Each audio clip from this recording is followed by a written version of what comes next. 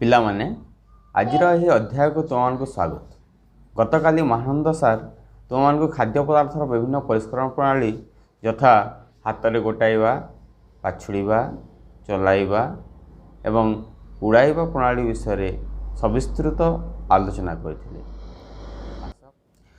ଆମେ ଶିକ୍ଷକ ମଣ୍ଡଳୀ ଆଶା କରୁଛୁ ତୁମମାନେ ସମସ୍ତେ ଭଲ ଭାବରେ ବୁଝିପାରିଥିବ ଏବଂ ତୁମର କାର୍ଯ୍ୟଫଳ ଗୁଡ଼ିକ ପୂରଣ କରିଥିବ। ତେବେ ଆଜିର ଏହି ଅଧ୍ୟାୟରେ ଆମେ ଖାଦ୍ୟ ପଦାର୍ଥର ବିଭିନ୍ନ ପରିଷ୍କରଣ ପ୍ରଣାଳୀ, ଅନ୍ୟ କେତେକ ପରିଷ୍କରଣ ପ୍ରଣାଳୀ ଯେଉଁଟା ଅଛି ସେସବୁ ଆମେ ଆଲୋଚନା କରିବା। ତୁମେ ଘରେ ଦେଖିଥିବ ମା ରୋଷେଇ କରିବା ପୂର୍ବରୁ ଚାଉଳକୁ କିପରି ସଫା କରିଥାନ୍ତି, ପରିଷ୍କାର କରିଥାନ୍ତି। ତୁମେ ଦେଖିଥିବ ମା ଚାଉଳକୁ ଗୋଟିଏ ପାତ୍ରରେ ନିଅନ୍ତି, ପାଣି ଦେଇ ଗୋଳାଇ ଦିଅନ୍ତି, କିଛି ସମୟ ରଖିଦେଲା ପରେ ସେଥିରେ ଥିବା କୁଟା, କୁଣ୍ଡା, ଧୂଳିମଳି ଇତ୍ୟାଦି ସବୁ ଭାସି ଉଠେ, ତାକୁ ସବୁ ନିଗାଡ଼ି ଦିଅନ୍ତି ଏବଂ ଚାଉଳକୁ ପରିଷ୍କାର କରନ୍ତି। ଏହି କଠିନ ପଦାର୍ଥ ଯାହା ଭାସି ଉଠିଥାଏ ତାହାକୁ ନିଗାଡ଼ି ଦେଇ ପରିଷ୍କାର କରିବା ପ୍ରଣାଳୀକୁ ଆଶ୍ରବଣ ପ୍ରଣାଳୀ କୁହାଯାଏ। ସେହିପରି କଠିନ ବସ୍ତୁ ଯାହାକି ତଳେ ବସିଯାଏ ତାହାକୁ ଅବକ୍ଷେପଣ କହନ୍ତି। ଆମ ଘରେ ଆଉ କେଉଁ କେଉଁ ପଦାର୍ଥ ଏହି ଅବକ୍ଷେପଣ ଏବଂ ଆଶ୍ରବଣ ପ୍ରଣାଳୀରେ ପରିଷ୍କାର କରାଯାଏ, ତୁମମାନେ ସେସବୁର ଗୋଟେ ତାଲିକା ପ୍ରସ୍ତୁତ କରିବ। ତୁମମାନଙ୍କୁ ଅନ୍ୟ ଏକ ଉଦାହରଣ ଦେଉଛି। ବର୍ଷା ଦିନେ ବର୍ଷା ଯୋଗୁଁ ଯେଉଁ ଜଳ ଗୁଡ଼ିକ ଅପରିଷ୍କାର ହୋଇଯାଏ, କାଦୁଅ ହୋଇଯାଏ, ସେସବୁ ତୁମେ ଜାଣିଛ। ତେବେ ଆମେ କ'ଣ ସେ ଗୋଳିଆ ପାଣିରୁ ପୁଣି ପରିଷ୍କାର ଜଳ ପାଇପାରିବା କି? ତେବେ ଆସ ଆଉ ଏକ ପରୀକ୍ଷା କରିବା। ଗୋଟିଏ ବିକରରେ କିଛି କାଦୁଅ ଜଳ ନେବା। ଏହା ମାଟି ଓ ପାଣିର ଏକ ମିଶ୍ରଣ ଅଟେ।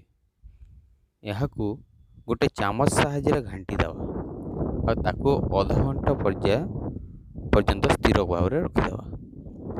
ପାଣିରେ ଥିବା ଧୂଳି, କାଦୁଅ ବିକରର ତଳ ଭାଗରେ ଜମା ହୋଇଯିବ। ଏହାକୁ ଆମେ ଅବକ୍ଷେପଣ କହୁ।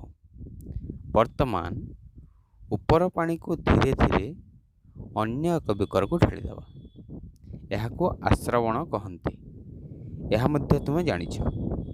ବର୍ତ୍ତମାନ ଏହି ମଇଳା ଜଳକୁ ଆମେ ଚା ଛଣା ସାହାଯ୍ୟରେ ଛାଣିଦେବା। ଏହାକୁ ପରିସ୍ରବଣ କହନ୍ତି। ଏହା ପରିସ୍ରବଣ ପ୍ରଣାଳୀ ଅଟେ। କ'ଣ ଆମେ ଚା ଛଣାରେ ଛାଣି ଶୁଦ୍ଧ ଜଳ ପାଇପାରିଲା? ନା। ଚା ଛଣା ପାଣିରେ ଥିବା ଛୋଟ ଛୋଟ ମାଟି କଣିକାକୁ ଛାଡ଼ିବାକୁ ସମର୍ଥ ନୁହେଁ। ଏହା ଶୁଦ୍ଧ ନୁହେଁ। ବର୍ତ୍ତମାନ ଆମେ ଏହାକୁ ଏକ ପତଳା କନା ସାହାଯ୍ୟରେ ଛାଣିଦେବା।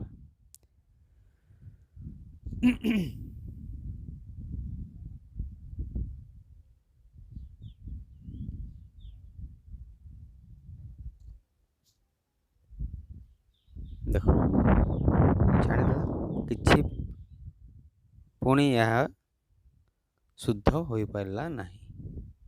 ଫିଲ୍ଟର କାଗଜ ଏହି ଛୋଟ ଧୂଳି କଣିକାକୁ ପାଣିରୁ ଅଲଗା କରିପାରିବ, କାରଣ ଫିଲ୍ଟର ପେପରରେ କଣା ଠାରୁ ଖୁବ୍ ଛୋଟ ଛୋଟ କଣା ଥାଏ, ଯାହାକି ମାଟି କଣିକାକୁ ଯିବାକୁ ଦିଏ ନାହିଁ। ଫିଲ୍ଟର ପେପରକୁ ମୋଡ଼ି ଫନେଲରେ ରଖିବା ଏବଂ ଏହି ପାଣିକୁ ଧୀରେ ଧୀରେ ଛାଣି ଅନ୍ୟ ଏକ ବିକରରେ ରଖିବା।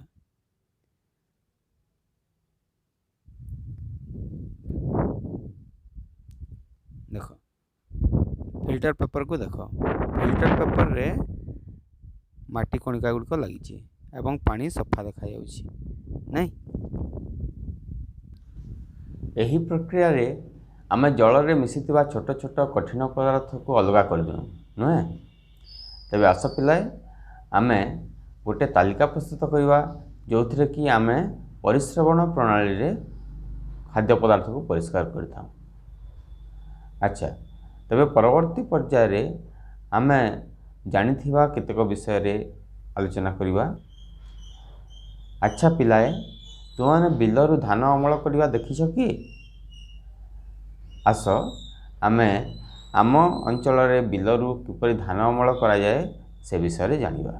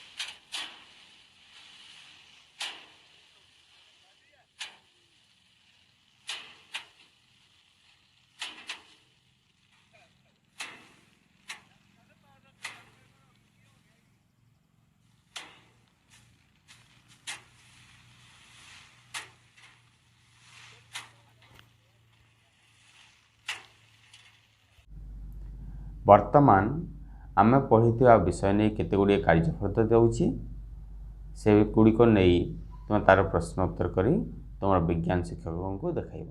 ଠିକ୍ ଅଛି।